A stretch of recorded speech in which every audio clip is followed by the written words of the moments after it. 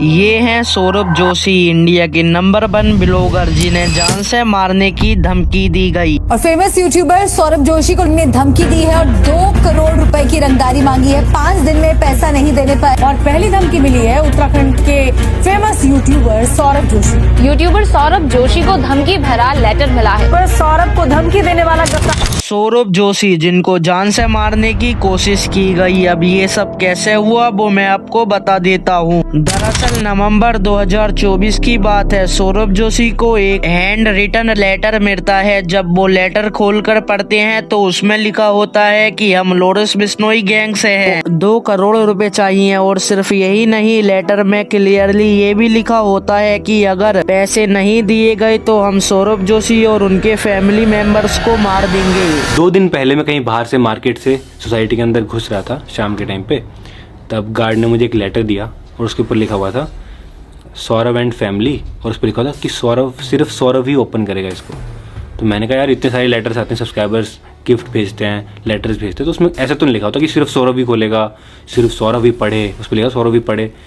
तो मेरे को एकदम से कुछ डाउट हुआ, तो मैंने उसी टाइम खोला अकेले में और उसमें लिखा हुआ था कि भाई हमको 2 करोड़ रुपए दो, और धमकी लिखी हुई थी उसमें।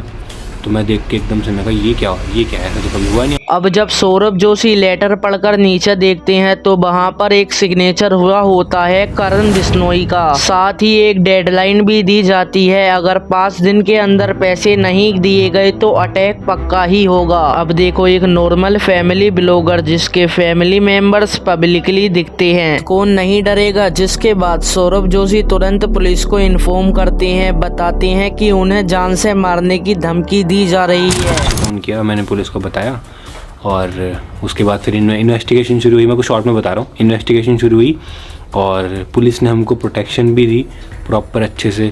हमारे घर के अंदर भी पुलिस थी, सोसाइटी में भी, बाहर भी, पूरी अच्छे से हमको प्रोटेक्शन दी गई। 2 दिन तक हमारी पूरी प्रोटेक्शन करी पुलिस ने, बहुत अच्छे से। उत्तराखंड पुलिस ने, हल्द्वानी पुलिस ने। तो सबसे पहले तो मैं थैंक यू बोलना चाहूँगा हल्द्वानी। और फिर क्या था, उसकी सिक्योरिटी बढ़ा दी जाती है और इन्वेस्टिगेशन स्टार्ट हो जाती है और सिर्फ 24 घंटे के अंदर पूरी कहानी खोल के रख देते हैं। दरअसल इस केस में 19 साल का लड़का अरेस्ट होता है जो उत्तर प्रदेश का रहने वाला है। अब वो एक होटल में सिक्योरिटी गार्ड का काम करता था, लेकिन जॉब से निकाल दिया गया। जिसके बाद लड़के ने देखा कि लॉरेंस बिश्नोई गैंग से बड़े बड़े सेलिब्रिटी तक डर जाते हैं। तो बस यहीं से उसके दिमाग में एक आइडिया आ जाता है। उसके बाद उसने लॉरेंस बिश्नोई गैंग का नाम यूज करके सौरभ जोशी को एक धमकी भरा लेटर लिख देते हैं, ये सोच करके अगर सौरभ जोशी डरा तो शायद 2 करोड़ रुपए मिल ही जाएंगे। लेकिन वो आइडिया फेल हो जाता है और लड़का पकड़ा जाता है। अब इस इंसिडेंट को हुए पूरा 1 साल हो चुका था,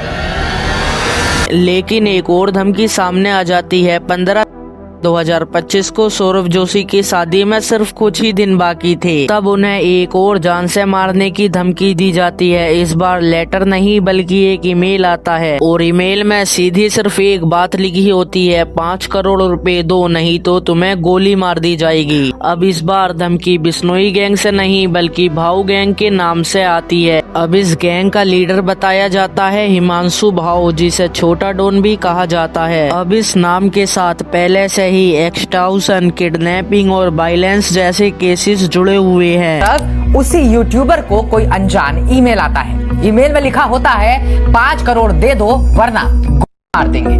जी हाँ, ये कोई फिल्मी स्क्रिप्ट नहीं है बल्कि हकीकत है।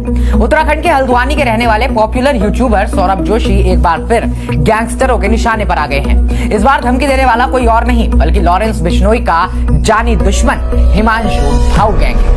इसी वजह से इस बार सौरभ जोशी कुछ ज्यादा ही डर जाते हैं, क्योंकि उन्हें लगता है कि ये कोई फेक गैंग नहीं बल्कि रियल गैंग है। जिसके बाद सौरभ जोशी फिर से कंप्लेन फाइल करते हैं और इसके बाद हल्द्वानी पुलिस उनकी सिक्योरिटी टाइट कर देती है। और सच बताऊं तो जब रियल गैंग के नाम से धमकी मिलती है तो कोई भी इंसान डर सकता है ना भाई। मतलब मेरी लाइफ का इतना स्पेशल टाइम है शादी वाला, और मेरे को घर पे रहना पड़ रहा है। देखो, कहीं शादी भी घर पे ना करनी पड़े।